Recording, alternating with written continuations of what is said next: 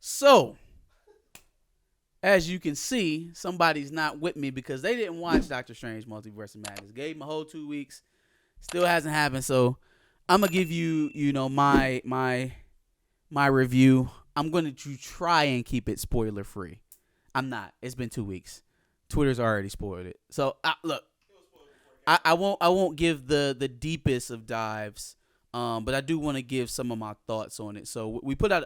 I put out a tweet after I got out of the theater and gave a couple takes. I guess I'll work my way through those first. The first of which was that Sam Raimi gets it. That he understands the assignment when we start talking about a darker MCU project.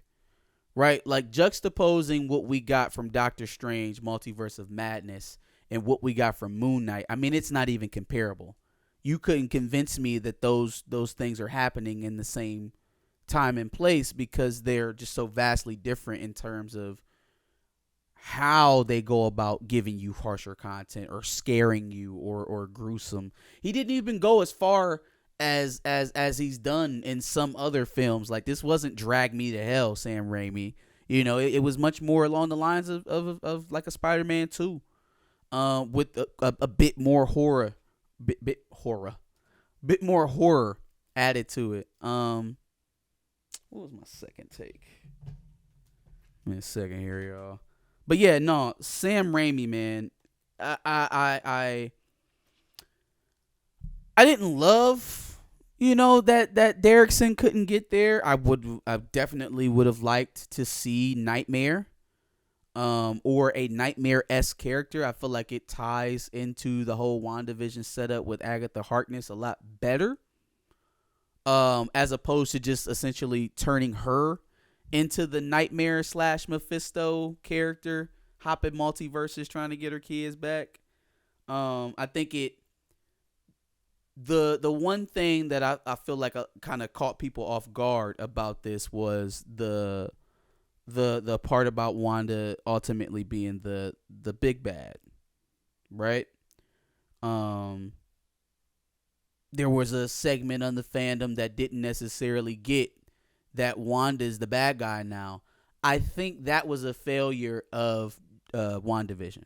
Still my favorite MCU show, but if there was a failure from that series, it was that they did not clearly define that Wanda, that what Wanda did in Westview was wrong. And that she is not, even though she was experiencing the grief, what she ultimately ended up doing to those people was not right. It wasn't just, and her sitting it back did not absolve her from all of that. Right? Like, they tried their best with the aftercut scene with her playing with the Darkhold and all that other stuff. And yeah, that's all well and good, but that does not clearly define, okay, a character shift. You know what would have done it? I don't know. Maybe the Sorcerer Supreme showing up to try and stop Wanda from holding an entire town hostage. Or trying to stop Agatha Harkness from draining Wanda's powers. Maybe we get the Avenger who's, in charge of the mystic arts in there now. Kevin Feige trying to virtue signal. But yeah, I felt like that was I didn't mind that she was a villain in this one. But it could have been paved a little bit better. Okay, here it is. The road could have been paved a little bit better to get her there, I think, through the WandaVision series. My second take from this that I tweeted was about the X-Men, right? So by now, I think everybody knows that Patrick Stewart is in this movie. Loved the scenes that he was in. Loved his introduction. They even played the 90s animated series music as he was rolling out in the yellow chair. Not some goddamn stolen wheelchair from the hospital or from the mall. Nah, man, he came out with the legit the set. Here's my thing with Kevin Feige's 5-year plan.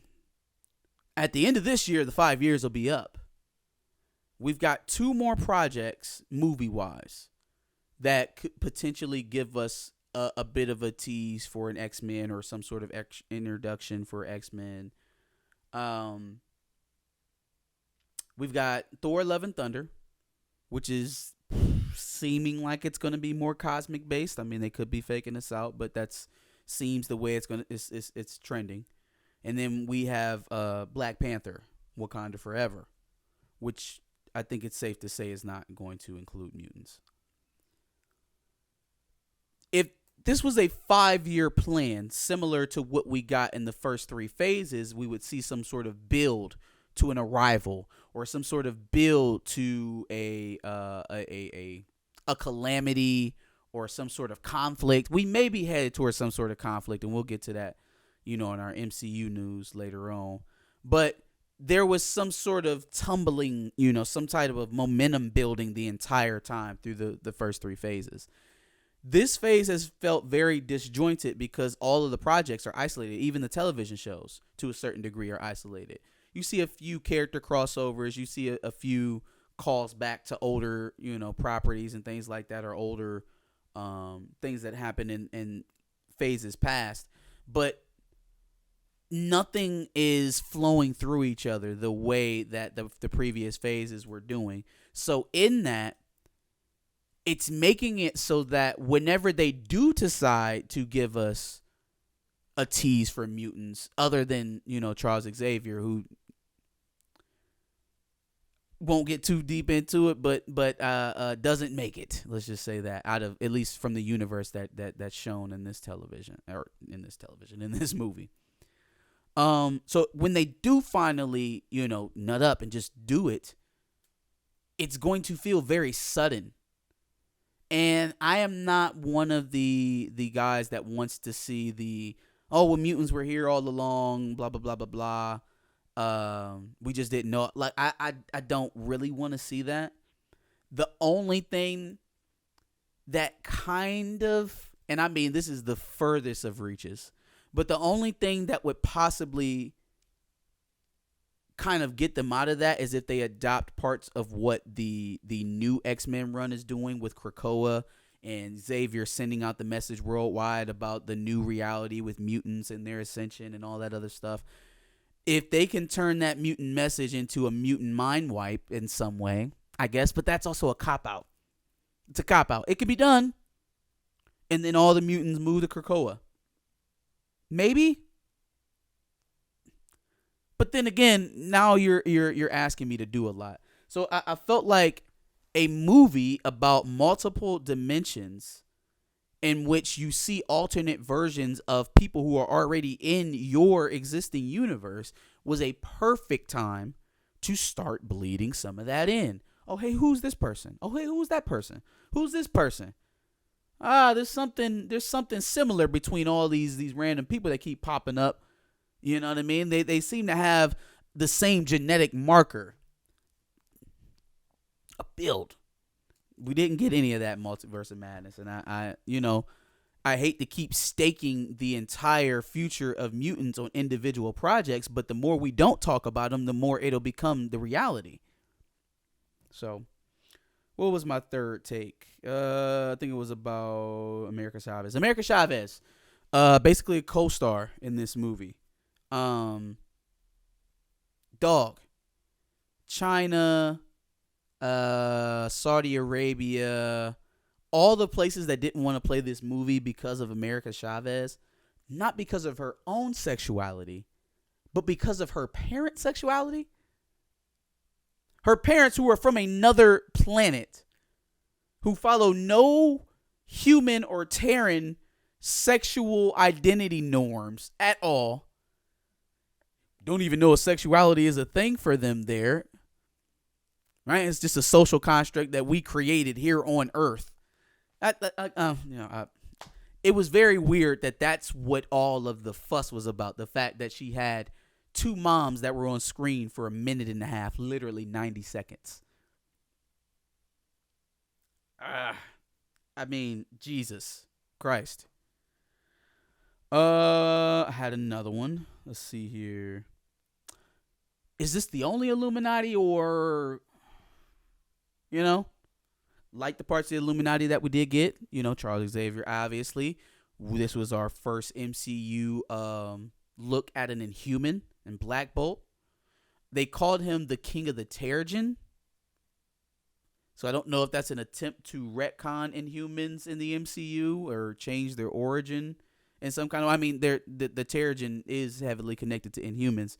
If you watch the the Shield series or even the god awful Inhuman series that was on, but I think you would normally call him the King of the Inhumans. So I don't know if Kevin Feige has something different planned for them as well. I mean, why not? We're changing all of the canonical structure for all of our IPs now, anyways, right? So why stick with canon? The last point that I had on there, oh shit, let me stick with. I'm sorry, Illuminati point, just for a couple more seconds. Just a quick history point. T'Challa is not in the Illuminati originally. He does call them together and then declines to join them. I asked the question about another Illuminati, obviously because this one gets wrecked in some sort of way, but also for the potential of there to be that introduction, but that only works if we recast T'Challa, right? So I want it's important though because the origin of that group forming is also rooted in the Black Panther mythos. So it's just yet another thing that gets deleted or erased or taken away from a Black IP and given to someone else. So now they'll say Reed Richards formed the Illuminati. I think they said he formed the one that was in Earth 838 or 835 or whatever dimension or universe that was. All in all, I enjoyed this movie. Couple things writing wise that stuck out to me. Reed Richards telling Wanda exactly how to destroy Black Bolt. Wanda being able to enter the mind of an Omega level mutant and essentially, okay, so no, two things. Omega level mutant, Omega level telekinetic, and I believe he's an Omega level telepath. I think the only one who can rival him in telepathy would be Jean Grey with the Phoenix Force. Or maybe Cassandra Nova. But in any case, he's one of the most powerful telepaths in all of Marvel Universe. So for Wanda, who's a reality warper, not a telepath or a telekinetic, to not only enter his mind, dominate him, and make him break his own neck. We reaching just a little bit. I liked it. It looked good. Everything looked great. The action was awesome. Wall-to-wall action. That is what a comic book movie is. And that is what I believe the Feige mode is what I would call it. I'm not going to call it the Marvel mode. Marvel mode started in comic books. The Feige mode is that of introspection and deep dialogue and emotion. And you know what? I think it served its purpose. I think he needs to try something new because these are starting to feel less and less like comic book films and more like soap operas. But Sam Raimi didn't allow it to fall, or even Michael Michael Waldron, I think is the writer, didn't allow it to turn into that. Yes, we had some touching moments between Doctor Strange and Christine. We had some deep, some trauma releasing between Steven and America. Obviously with Wanda, the entire movie, seeing her grief played out on screen, like, we get it, and that's enough. What he gave us was enough to convey the tension and the emotion of the movie. We don't need 30% of the episode or the movie to be shoehorned with emotion. You don't got to do that, especially when it doesn't necessarily serve the story or the movie. You're just doing it because you know it pleases the widest amount of audience. Then you're not necessarily serving the movie, you're serving your wallet. That's assembly line movie making, and that's not what I'm into. I think the last point that I had on there was shout out to the real Captain Marvel. Another quick history lesson. Canonically, the first Captain Marvel in Marvel Comics is Monica Rambeau. Not Maria, not Brie Larson, goddamn Carol Danvers. It's Monica Rambeau. Now, people will go back and forth with you and tell you, oh, well, it was only because they wanted to keep the right of the name. It's just the name. They passed it to somebody else. They gave it to Marvel, and he gave it to Carol Danvers, and blah, blah, blah, blah, blah, blah, blah. She was the first character to don the title Captain Marvel. If you care about canon, if you care about staying true to the characters and what happens in the comics, it's important. And even if I'm going to give you the caveat of she wasn't really the Captain Marvel in the way that we know the Captain Marvel to be handed down, because she eventually changed her name to Spectrum and, became a different person and linked up with Blue Marvel. Check out the Ultimates run with Jonathan Hickman for a deeper dive on her on that. But so then, even if I give you that, can she not show up in the MCU first? Can she show up in a major team up film the way that Carol Danvers did? Can she get her own solo movie to get into the MCU like Carol Danvers did? Can we see her having other females ensemble around her instead of her being added to the ensemble of Carol Danvers, who actually came after Monica Rambeau? Honestly, it was just dope to see a black woman in the Captain Marvel suit, because that's what was supposed to happen.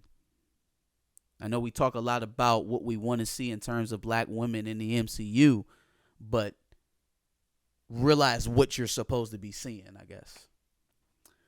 If I had to rate it out of 5, I would give Multiverse of Madness a 4. Couple things that didn't necessarily make sense in the writing to me. I don't really have too much to say about the CGI. I mean, it's standard Marvel MCU stuff, so y'all know how I feel about overly CGI. But this was a movie that needed a lot of it, so I excuse it. There's only so much you can do with actual set pieces if you're talking about multiverse jumping. I'll give it a 4 out of 5. Give it a 4 out of 5. Solid movie. I would say best in Phase 4, above Shang-Chi. And yeah, we'll just keep hanging on for that first mutant appearance, other than Charles Xavier. But anyways, tell us what you thought about Multiverse of Madness. Next movie, I promise your boy will actually watch it so he can do the review with me. Hope that wasn't too scattered or too many spoilers, but that's what I got. So make sure you come back, like, share, and subscribe. See you.